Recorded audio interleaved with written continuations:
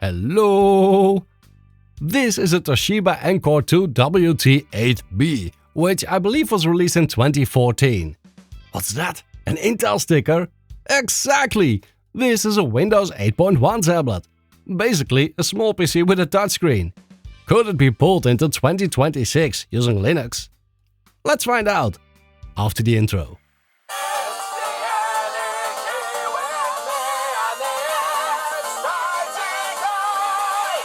It still boots Windows 8.1, but I don't have the PIN or password for the user account and don't really care either. Let's not dox the previous owner while I turn it off again. If I put a stick into the micro USB port on top, I can boot from that by turning it on while holding volume up. However, this somehow doesn't always work and yeah, straight to Windows again. To make things easier, let's use this USB hub with a micro USB adapter. Now I can connect both my USB stick and the keyboard. Right after turning it on, we can get into the boot menu by slamming F12. We can enter the BIOS setup as well, but there's not a whole lot we can do here. It seems to only want to boot 32-bit EFI bootloaders. No legacy boot or 64-bit EFI bootloaders, even though this is a 64-bit Atom. So here's Ventoy. Without a keyboard, you can use the volume buttons to select an image and the Windows button on top to run it. Of all the distributions I tested, only AntiX seems to work. I can get into some other distros by setting the no mode switch option, but that's far from ideal. Booting AntiX is a very smooth experience though.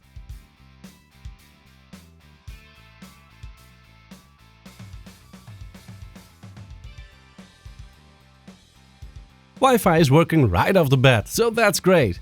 The touchscreen is working fine and the display resolution of 800 by 1280 is looking very nice on this 8-inch unit. Firefox is pre-installed and there's the onboard keyboard we can use, so we don't need a physical keyboard at all. Let's play some music by Quantum Exile.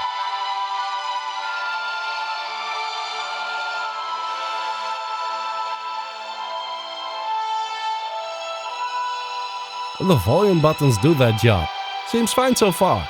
Let's run the installer and get this shizzle installed. Sure, just use the entire drive. ZRAM seems like a good idea. Interestingly, this installer already starts to copy stuff to the drive while you set stuff up.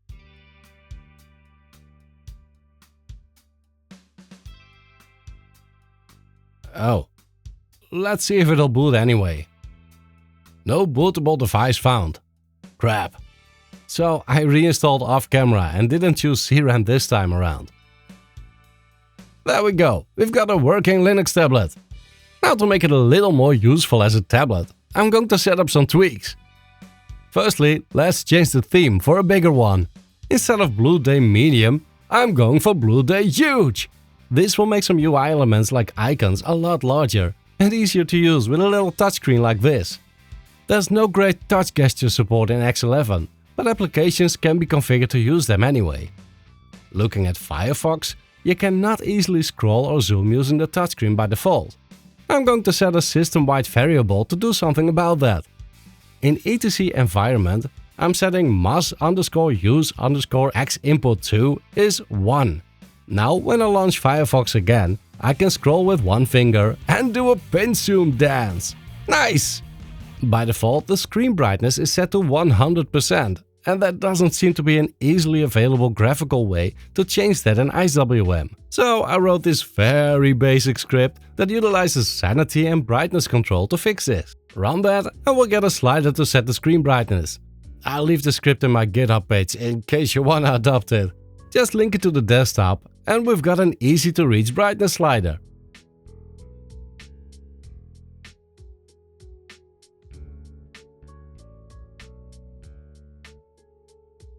Usually I'm a fan of turning computers off when pressing the power button. Not so much on a tablet though, I just wanted to go to sleep. There doesn't seem to be an easy graphical way to fix this in IceWM. So I edited the file etc-acp powerbtn-acp-support.sh and commented out the shutdown command and changed it for pm-suspend. Next, restart the acpd service to activate the change script. Now it goes to sleep when I press the power button. Sadly, I can't wake it up using that, because the button press gets registered immediately, putting it to sleep again. Good thing there's a Windows button on top. I guess it could be possible to change the behavior to ignore the button right after waking up, but I guess this works decent enough. Next, I'd like to make a few changes to the on-screen keyboard. We can open it from the Applications menu right here. It has an auto show and hide option, but I found it not to be working well. Let's enable it anyway. Under the Window tab, we can have it dock to the screen edges, like the one in Android and iOS tablets.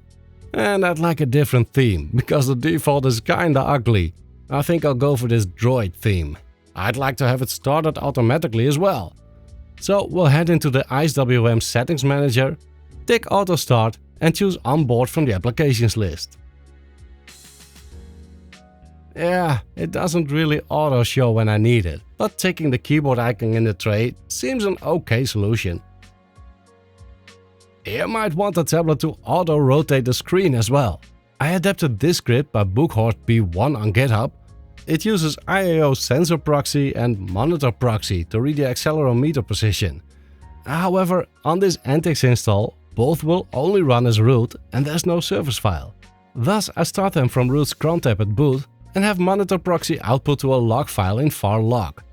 That looks like this and gets overwritten at boot, so it probably won't grow too much.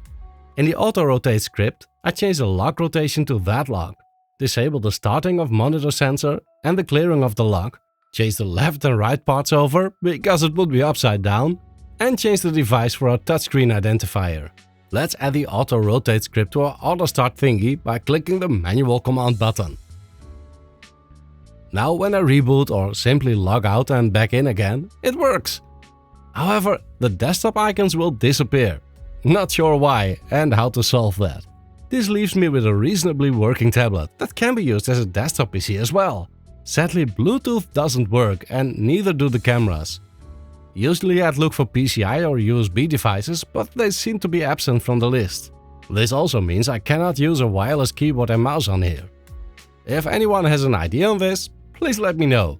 The very basic tray icons take some getting used to, but when you realize that this is the battery icon, I guess it's fine. With 2 GB of internal memory, this unit should actually work well with a full-blown KDE or Genome desktop as well. But since AntiX was the only distro that would launch well, I figured I'd stick with what it came with for now. I'm getting a good 3 to 4 hours out of it when the screen brightness is set to 100% by the way, which seems very decent for a tablet that's over a decade old. The Atom CPU is nothing to write home about. In fact, it's the slowest CPU that I've benchmarked so far. Decent enough for some basic use though, but don't expect a unit like this to be able to run any demanding games. Luckily it's got Mahjong. I also installed UXplay, of which I made a full video to run that on a Pi, which allows me to use this tablet as a wireless display for my MacBook. The UXplay video was my very first video on this channel by the way. Anyway, that's all I have for you today. I'd say this tablet is still very much usable today, with a working Linux distribution like AntiX. What do you think about this one? Thank you very much for watching. Until next time.